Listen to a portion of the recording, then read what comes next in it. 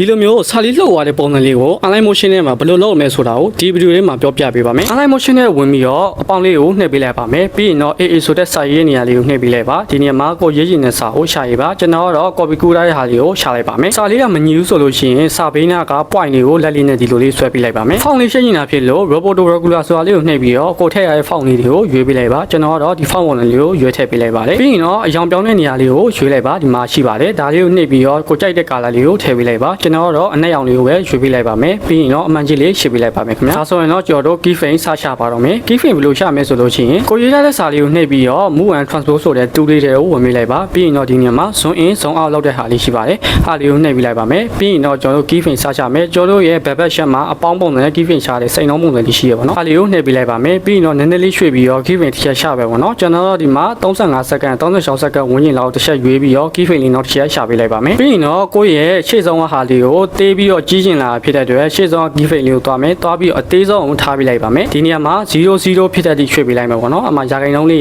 ပြေးသွားတာတွေ့ပါလိမ့်မယ်ဒါဆိုရင်တော့စာလေးကသေးရနေကြီးရကိုအခုလိုမျိုးဖြစ်သွားပါလိမ့်မယ်ဒါကိုကျွန်တော်တို့ key frame အတိုင်းပဲထားပြီးတော့ကြည့်မယ်ဆိုရင်တိတ်ပြီးတော့ smooth မဖြစ်တဲ့လို့ခံစားရတယ်ပေါ့နော်အဲ့တော့ကြောင့်ကျွန်တော်တို့ grab လေးကိုလည်းသုံးပါမယ် grab လို့သုံးလဲဆိုရင်ခုနက key frame ရှာတဲ့အောက်မှာ grab လေးရှိရပေါ့နော်အားလေးကိုနှိပ်ပေးလိုက်ပါမယ်ပြီးလို့ရှိရင်ကျွန်တော်တို့ကဒါလေးကိုနှိပ်ပေးလိုက်ပါမယ်အားလေးထဲမှာအခုလိုမျိုးပုံစံလေးကိုရွေးပေးပါရွေးပေးပြီဆိုလို့ရှိရင်ဒီနေရာမှာ key frame ရဲ့ပုံလေးတွေကိုကိုယ်တိုင်းစိတ်ကြိုက်လိုက်လုပ်လို့ရပါတယ်ဒီနေရာမှာ grab လေးကိုကိုယ်တိုင်းကစားကြည့်ပါကိုကဘယ်လောက်အမြင့်ကြီးတက်ရှင်တာလဲဒါမှမဟုတ်နိုင်မဲလားဆိုတာကိုထားလိုက်ပါကျွန်တော်တို့ဒီမှာနည်းနည်းမြင့်ကျင်တာဖြစ်တဲ့အတွက်အောက်လေးကိုနည်းနည်းဆွဲပြီးတော့ grab အမြင့်လေးကိုတင်ပေးလိုက်ပါမယ်ဒါလေးကိုတစ်ချက်ပြန်ပြီးတော့ကျွန်တော် play ဖွင့်ပြပါမယ်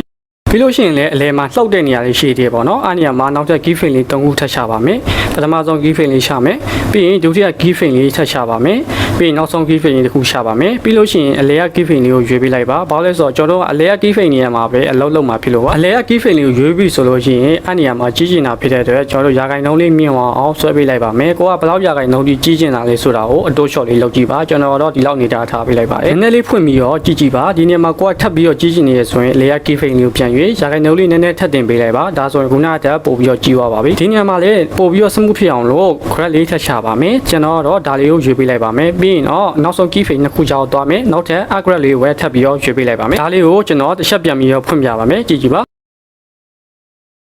ပြီးရင်တော့နောက်ဆုံးမှာ key frame လေးနှစ်ခုထပ်ချပါမယ်ဘာတော့လဲဆိုတော့ရှေ့ဆုံးပုံစံလေးကိုပြန်လုံးမှာဖြစ်လို့ပါရှေ့ဆုံးမှာကလုံးဝပျောက်သွားနေပြီးတော့ကြီးရဲ့ပုံစံလေးကိုတွားတယ်ကျွန်တော်နောက်ဆုံးနှစ်ခုကကြတော့ပုံမှန်ဖြစ်နေတာနေပြီးတော့လုံးဝပျောက်ကွယ်ပြီးတော့ဖြစ်သွားတဲ့ပုံစံလေးထည့်မယ်ပေါ့နော်အဲ့တော့ကြောင့် key frame နှစ်ခုရှာမယ်ရှာပြီဆိုလို့ရှိရင်ကျွန်တော်တို့ကနောက်ဆုံး key frame မှာပဲအလုံးလုံးမှာဖြစ်ပါတယ်အဲ့တော့ကြောင့်နောက်ဆုံး key frame လေးကိုရွေးပါပြီးရင်တော့ကျွန်တော်တို့ကရာခိုင်နှုန်း0ထိကိုရွှေ့ပေးလိုက်ပါမယ်ဒါဆိုရင်တော့လုံးဝကြီးရနေပျောက်သွားတဲ့ပုံစံလေးဖြစ်ပါပြီဒီနေရာမှာလည်းပို့ပြီးတော့ smooth ဖြစ်နေတာပြင်လို့ grab လေးကိုထပ်ပြီးတော့သုံးပေးပါမယ်ရှေ့ဆုံးမှာသုံးရတဲ့ grab လေးကိုပဲပြန်ပြီးတော့ရွေးပေးမယ်ပြီးရင်တော့ invite လေးကိုလုပ်ပေးပါမယ် invite ဘာလို့ရွေးလဲဆိုတော့ကျွန်တော်တို့ရှေ့ဆုံးရဲ့ဆန့်ကျင်ဘက်